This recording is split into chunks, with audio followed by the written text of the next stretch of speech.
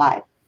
All right. Hey, everybody. This is Coach Arnie with another show about health, love, and life. And tonight we're going to focus a little bit more on the love side because that's the most complicated side, right? That's the part that ruins our health and gives us a crappy life, or it could make our health incredibly great and give us an incredible life. How's that?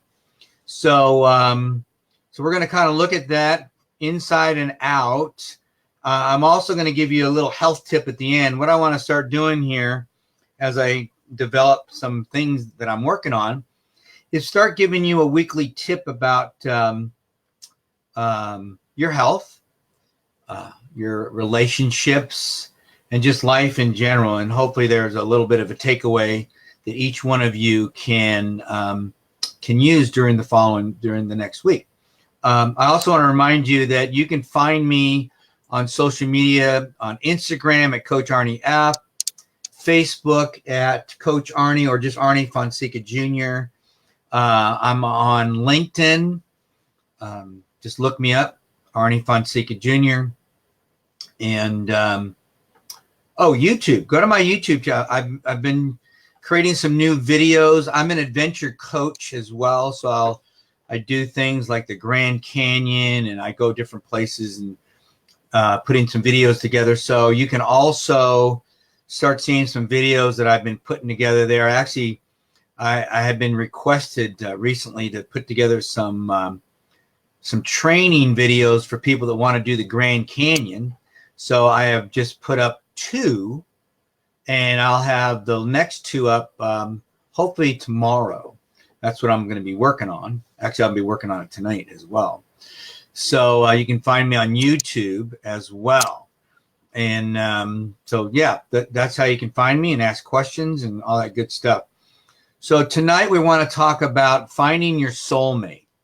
And I want to review a couple of things that we may have talked about when it comes to love. And so let's just talk about what I consider the 3 levels of love. Level number 1 is when someone demands that you love them. You know, you have to. And there are some cultures around the world that do that. And it's usually male dominated, which doesn't really do much for intimacy or passion, any of that stuff. It's just all about power. So, and I'll be really honest with you. If you go around the world, that's probably the most prevalent level of love. So if you're in the United States or the Western world, you'd be surprised how many people live by that motto. And it's not real good. Level 2 is horse trading, or as many will call it, negotiating. I hate to say it, but this is where most people end up. We're in some kind of a relationship where we negotiate love. And honestly, it's been going on for a long time. And many, I'm going to throw the ladies under the bus here for a second.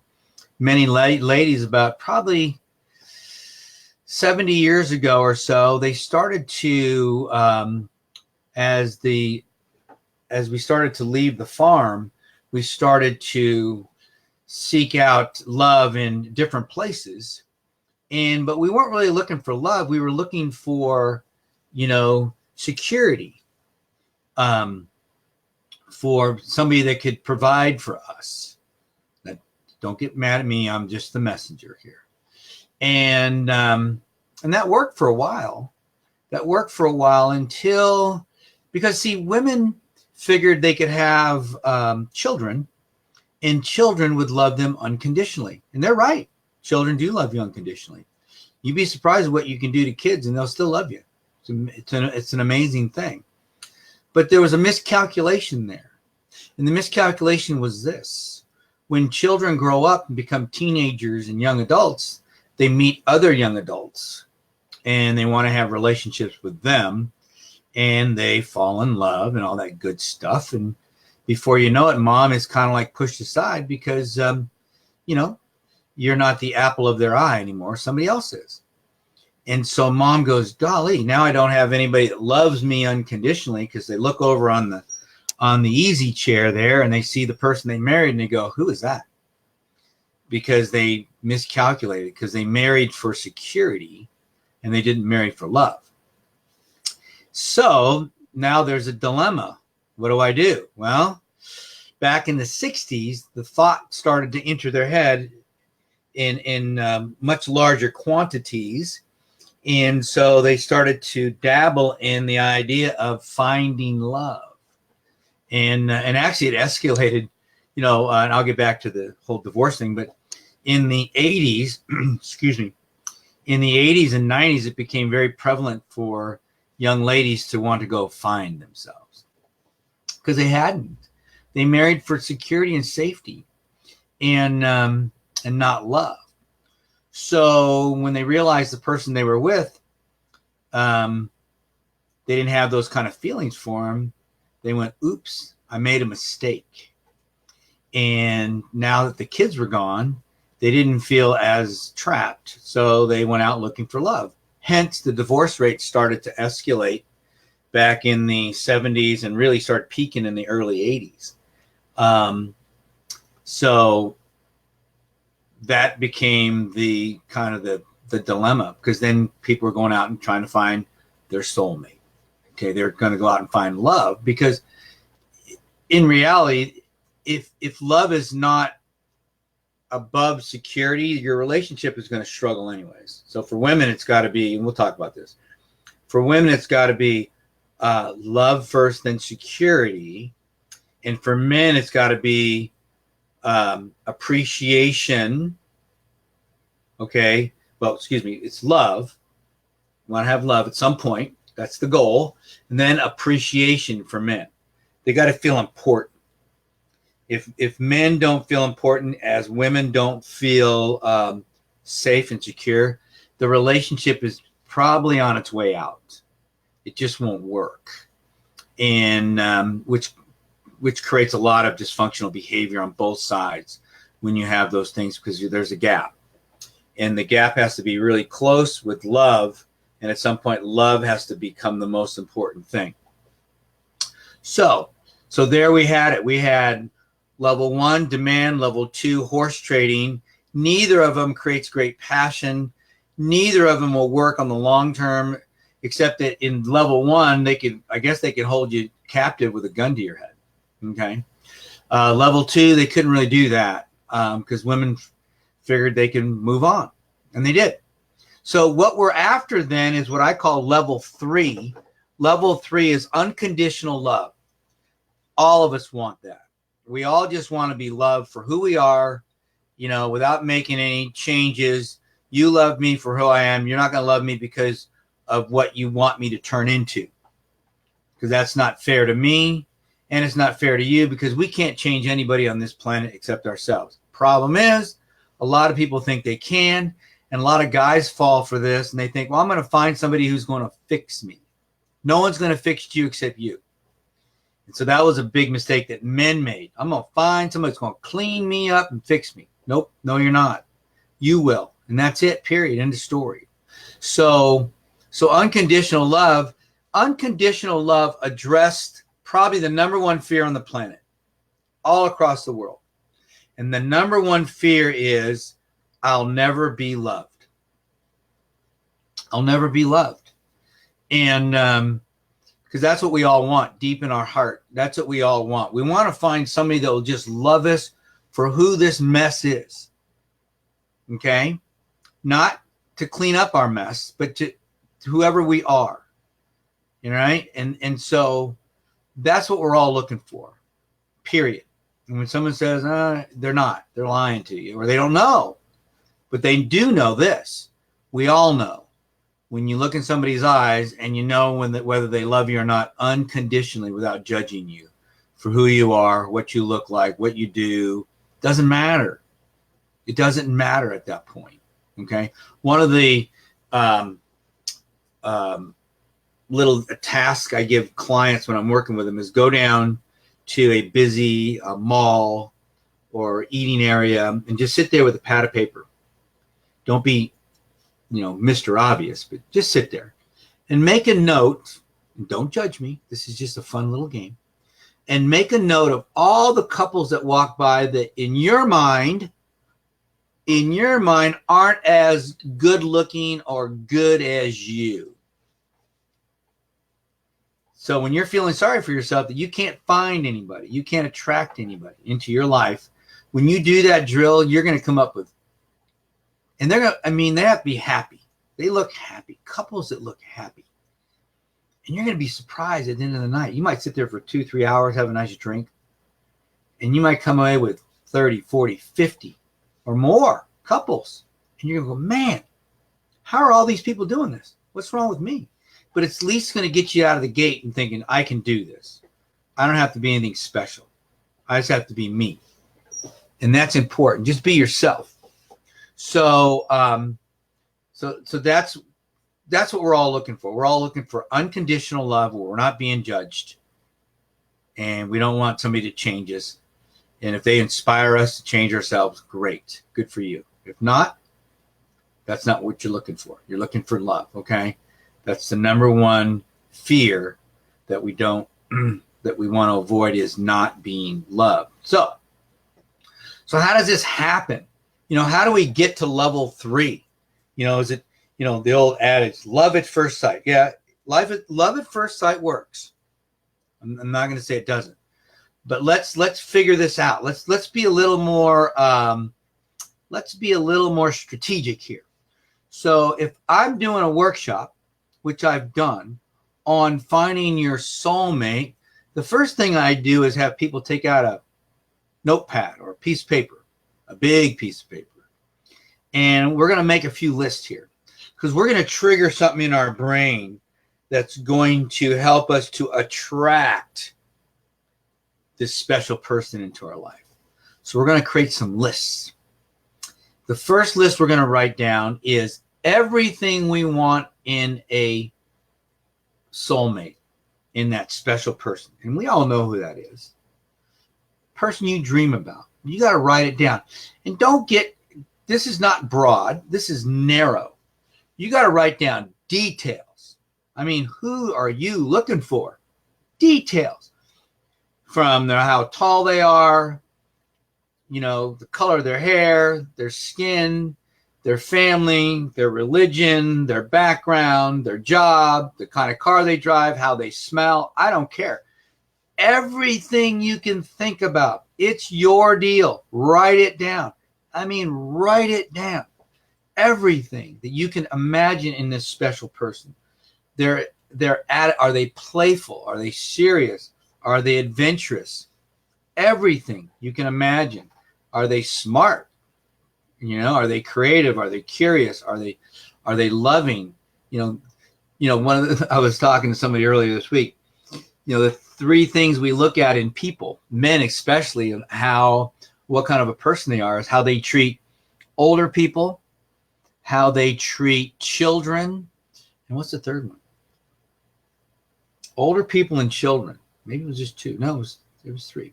But regardless, is that that tells you a lot about the character of a person. That it tells you a lot about them.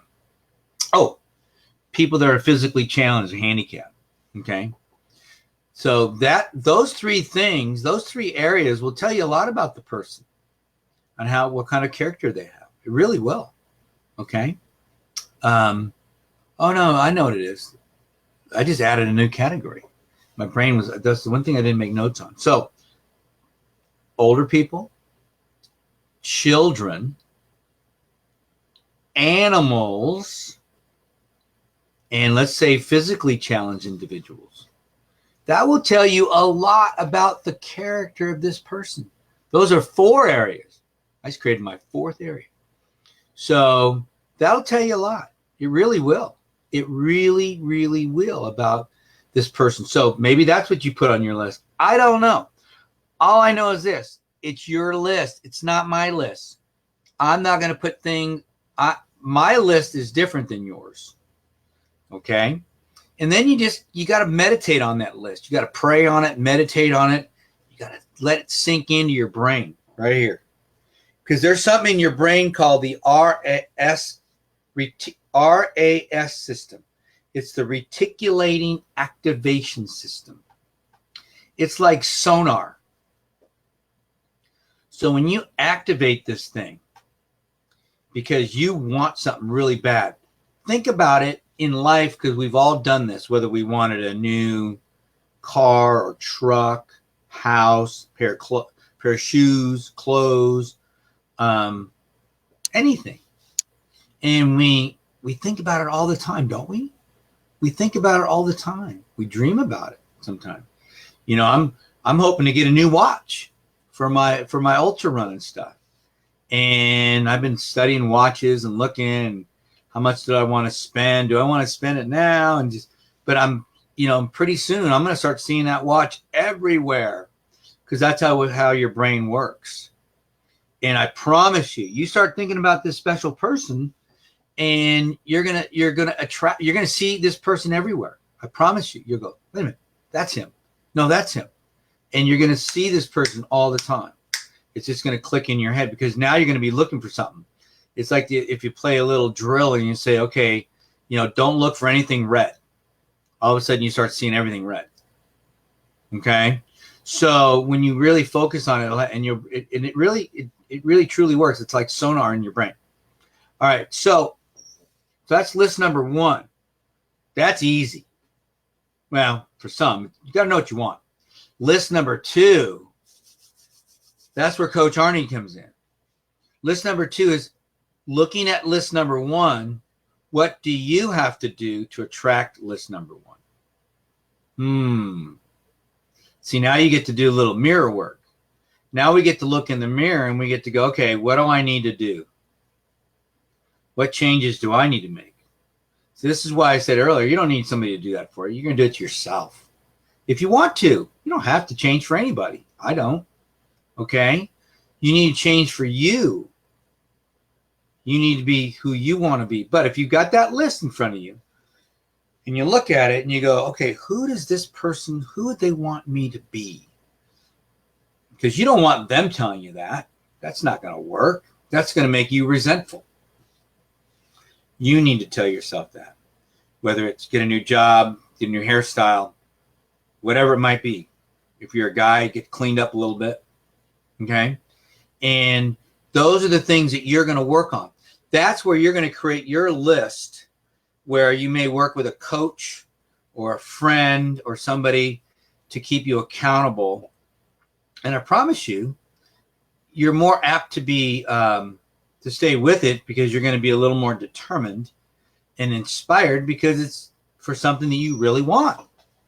If you created a list of number 1 that you really want, then you will. It happens all the time. You'll do that. So that's list number 2. That's list number 2 is, who do you need to become? What changes do you need to make in order for you to attract that amazing person that you wrote down about in list number 1? Okay. Now, list number 3, this can get a little tricky. It's a little list. This is my non-negotiables. This is my non-negotiable. See, in this list, you're going to sit down, you're going to kind of rub your chin a little bit, and you're going to go, okay, look. Because some people start off this process by writing down what they don't want. It's kind of easy. What was I doing earlier today? We were talking about this. It'll come to me here in a second. But most people that have been through a relationship or relationships, they can pretty much tell you what they don't want.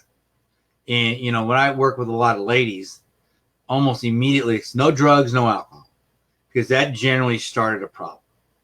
So they don't want to deal with that stuff anymore. Okay. They know what they don't want.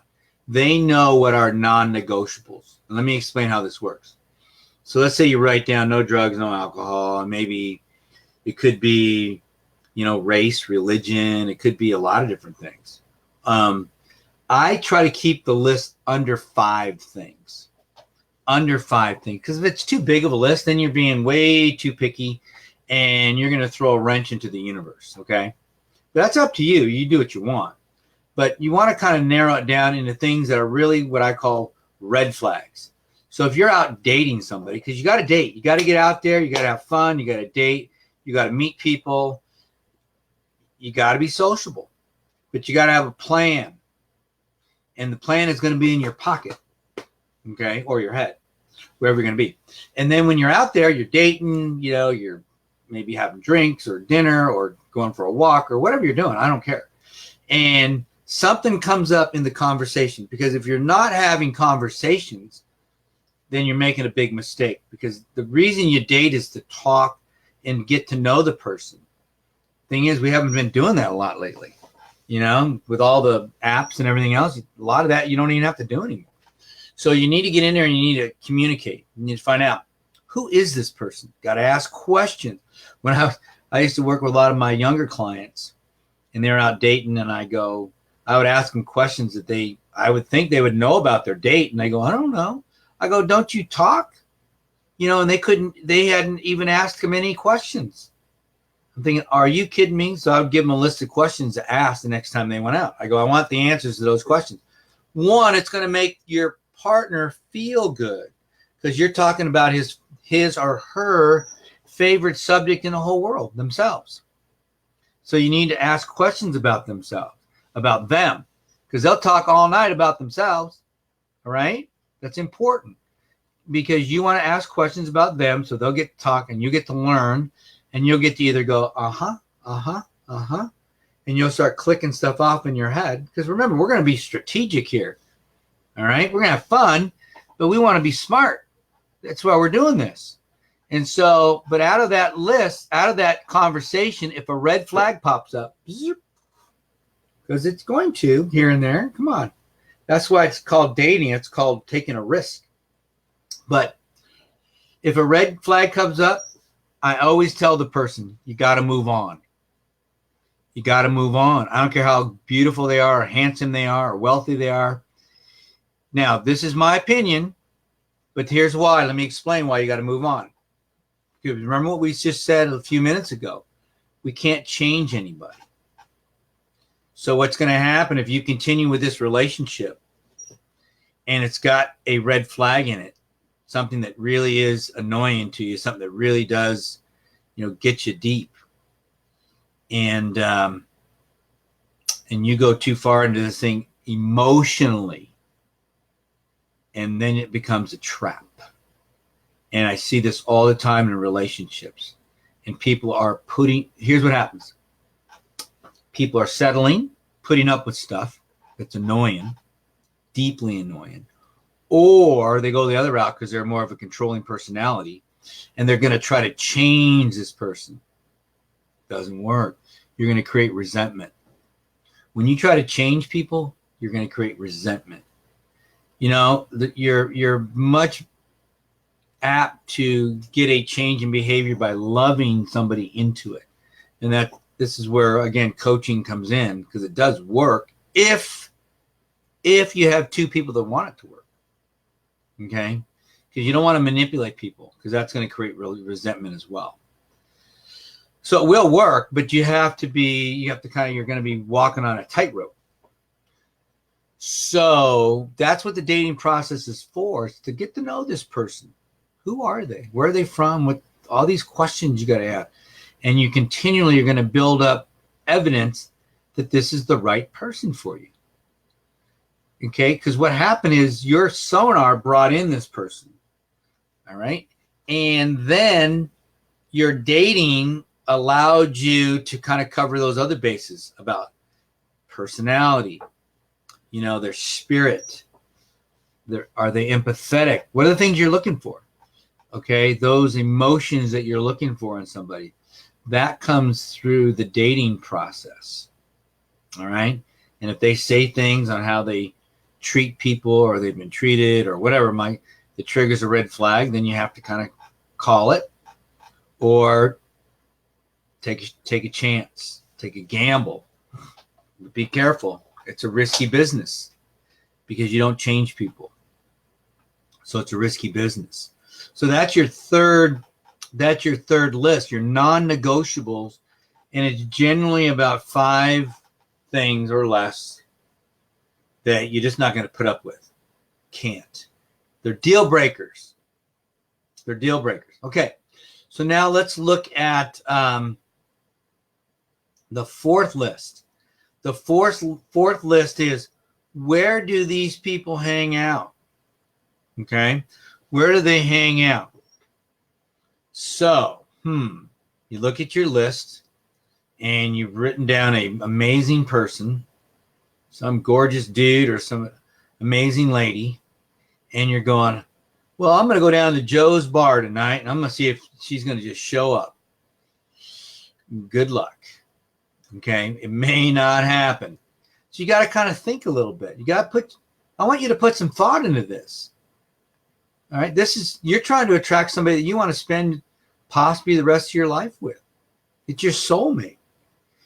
Think about it. I mean, look at that list. I want you to meditate on that list. That is the person you want. That is a person that's going to make your heart sing for the next 90 years. That's huge. Don't brush that off. You need to embrace it. Take it seriously. And that's why we call it, again, I'm going back, dating. Dating, that's what dating's all about. Kind of flush it out. Look, everybody is not for everybody. It doesn't work that way. So you got to figure this out. So now, where do they hang out? So you got to think about it. And if who you describe hangs out at the bar, good. Well, go down to Joe's bar. She might be there or he might be there. Now, maybe they hang out at concerts. Maybe they hang out at art museums. Maybe they hang out at church. Maybe they hang out at sporting events. Okay. Maybe they hang out at, wherever you go or don't go. The grocery store. I don't know. That used to be a good place, right? People hanging out at the grocery store, restaurants, wherever. I don't know. That's for you to think about, to meditate on. And when I'm coaching individuals through this process, we think about this. We work through it. I ask them questions. Health food store. Maybe. You'd be surprised. I've done talks at health food stores. I literally have, I just put my name on another one. It's called Natural Grocers or something like that. And because I did a dinner talk a couple weeks ago. And, but on a regular basis, I used to do a talk at a local health food store. And, you get about 30 people in there. And like-minded people. You'd be surprised. I've been using the analogy lately of Elizabeth Taylor. And many people that aren't old enough will not remember that. I can't remember which husband it was, but she married a construction worker. And everybody went, what? What is Elizabeth Taylor, who was a glamorous actress, and all these amazing movies. And she's getting married to a construction worker. Nothing against construction workers. My dad was a construction worker. But why? How'd that happen? How did he do that? Well, they were both in rehab. So they had some common interest. Didn't they? They got to know each other. And they were secure in themselves. They weren't judging themselves on whether it was alcohol or drugs. They're both in rehab. So they had some so don't take this lightly as far as where they hang out. If you have common interests, whether it be sports or music or health food stores, art museum, any of that stuff, arts, sports, whatever it might be for you. I don't know. Maybe you go for a walk around a lake by your home And guess what? Other people go for walks there, and voila, you go, hi. And then the next night, hi again. Finally, after about 10 highs, I call them bumps. After the 10th bump, you say, can I ask you something? What's your name? I see you here every night. And bam-o, you start a conversation, because now at least you can talk about walking around the lake. You got something you can do every night, right? So you don't know until you know. So you need to sometimes a common interest will bring people together. Now, it doesn't mean you have to have that, because you can still find somebody, and then you can develop common interest together through talking to them. Or you can take time to learn about them. They can take time to learn about you, and you never know. Maybe that's something you might want to do. I know couples that do art classes together. They go to the gym together, or they whatever, bike ride, walk, just fun things together. Some even do businesses. That never was something I could do, but they can. And if that's something they want to do together, run a business, good. And they work well together, perfect. So there's nothing wrong with that. So where we find these people is about you thinking about it, and then where would they hang out? This person, this special, amazing person. And so that's list number 4. So now there's your secret right there. There's your secret. Those 4 steps are going to allow you to attract your soulmate. I promise. I promise. You know, what I want is for people to do that. And I want you to, you can email me, or you can Facebook message me, or Instagram DM me, or whatever, and let me know if you put this into practice. I would love to hear about it. And I'd love to hear about who you attract as well, because now, again, you got to be patient. It's not going to happen, first time out of the box here, but you don't know what you don't know. And if I can at least get you thinking about tonight who this person is, then I've hit a home run. So I want you to at least start thinking about who this special person is, because that's really important. Because, listen, I don't care how old you are, and whether you're 20, you're going to have another 110 years, 120 years to go. Whether you're 50 or 60, you got a long ways to go yet, especially with what's going on in science and health right now. If you're taking care of yourself, you're going to be surprised what you're going to be able to do.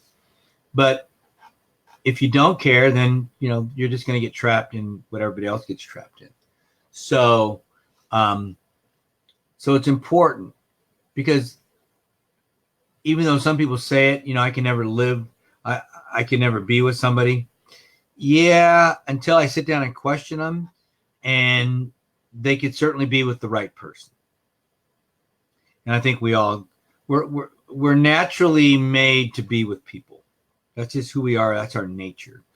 So, but we're not made to be with somebody that we're constantly, arguing with and strife about. Okay. Because that's not what life is about. Life is about joy and fulfillment. It's not about just grinding it out.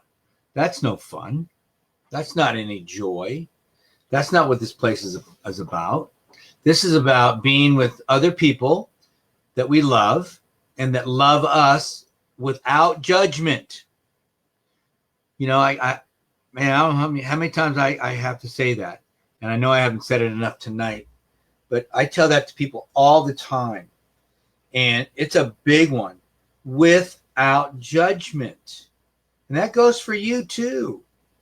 Don't bring in somebody into your life and then start judging them, whether their socks are on right or their whatever.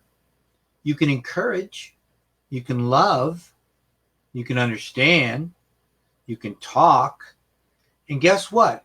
If through love and encouragement and understanding, if they want to make some changes for you or for themselves, wow, that's pretty cool, right? But people don't change because they're told to. They resent that.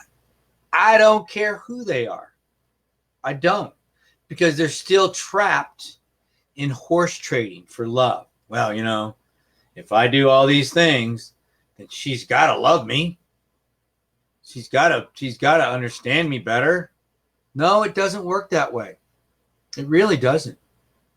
You know, the only thing that works is finding that right spirit. Finding that spirit. That's the soulmate that you're looking for. And they have a kindred spirit to yours. They're not after changing your spirit. They're about embracing your spirit. They're about coming together with you and loving you because of who your spirit is. Why do I want to be in love with the spirit that I want to change? Go find that spirit.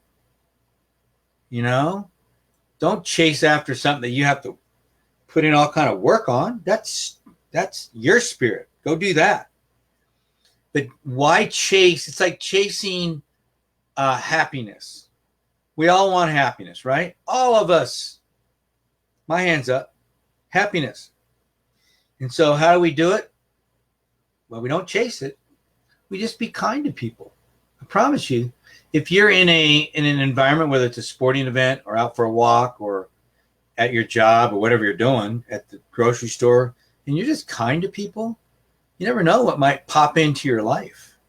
You know, what you'll attract, whether it's a friend or a soulmate, just by being kind. Okay? And the same goes for finding that special someone to love in your life. Just by being who you need to be.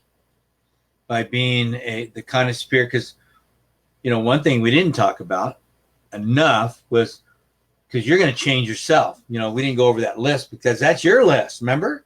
You're going to look at that first list, and you're going to go, who do I need to become? All the changes you need to make. If you just focus on that, if you just focus on being a little better every day, a little more loving, a little more understanding, a little more empathetic, you'd be surprised who you'll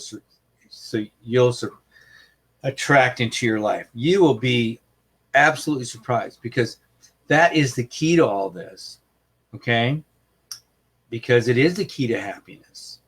By you just going out there and being kind, being understanding, being loving, you'll attract that kind of person into your life.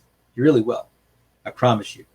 You're not going to attract them into your life by going out there and complaining and blaming and saying all kind of dumb things. Because think about this for a second. Guy or gal, if you're in a relationship with somebody, or, you're dating with somebody, and they're just complaining all day long about their ex or this or that, are you not thinking, holy crap, I'm next. I'm next on this lady's list or this dude's list. Man, I got to be, because there's no such thing as being perfect, guys.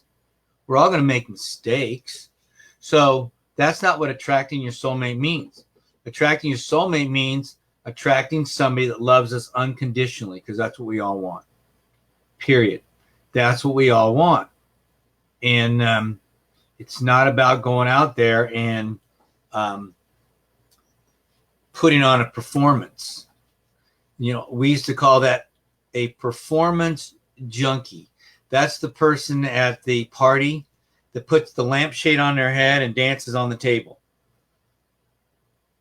It doesn't work. It works for attention, because don't we all want attention?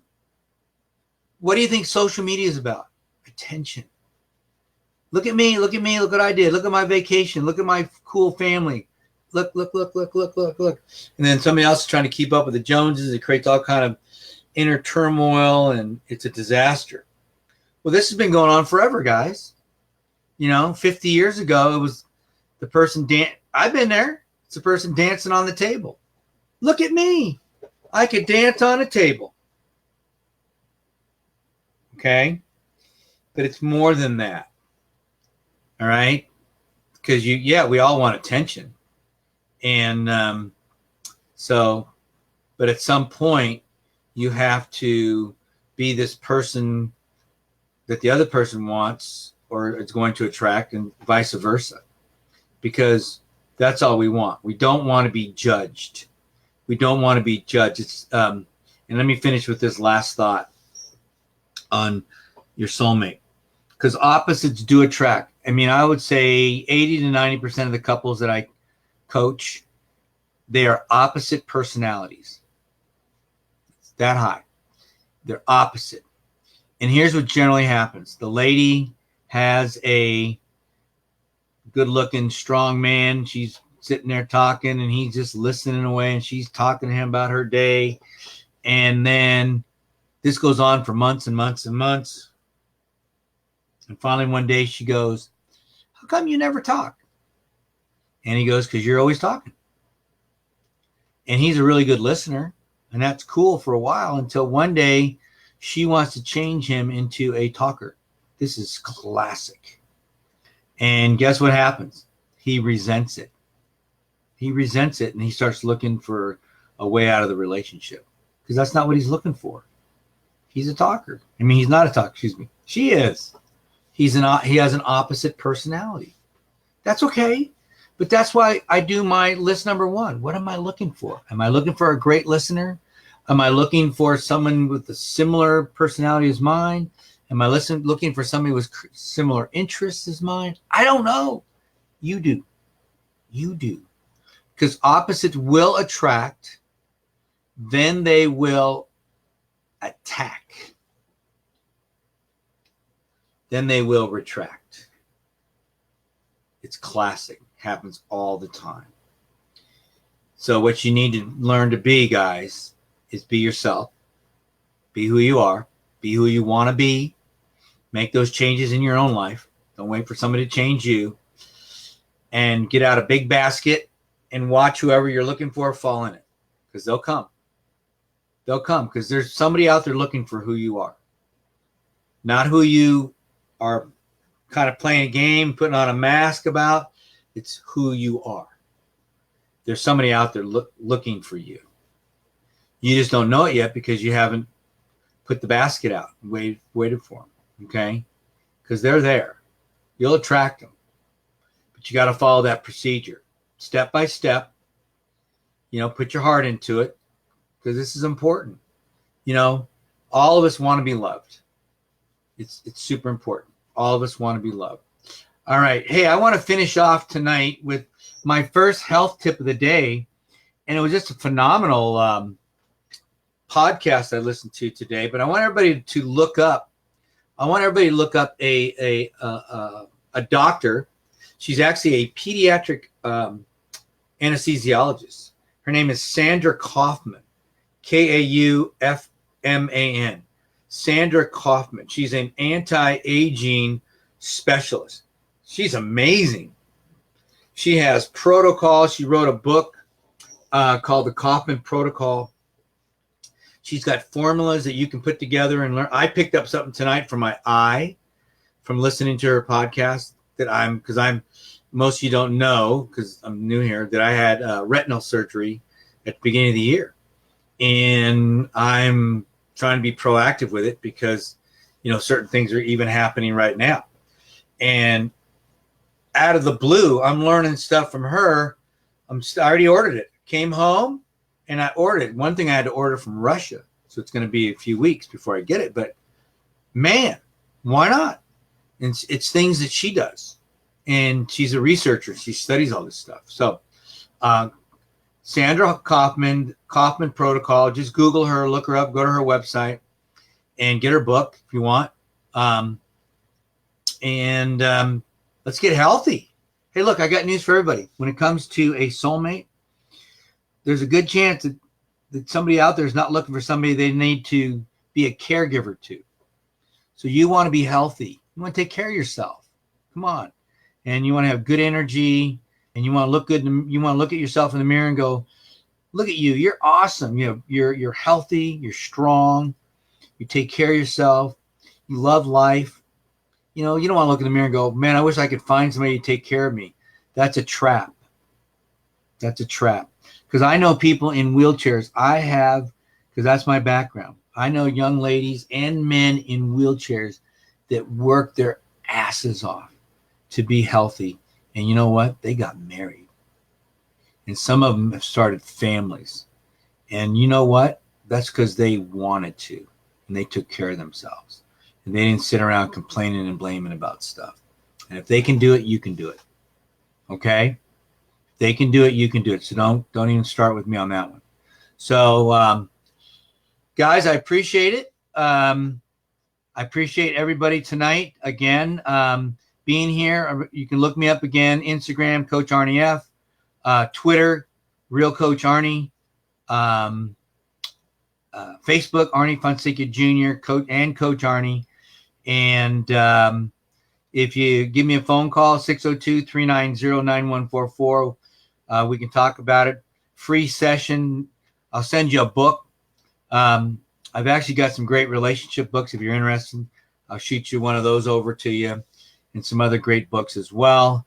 But let's get you over there, and let's get you on your way to attracting that amazing soulmate into your life. Because look, we're going to live a long time, guys. So let's figure this thing out. All right. Thanks, guys. Appreciate everybody. And I will be with you next week.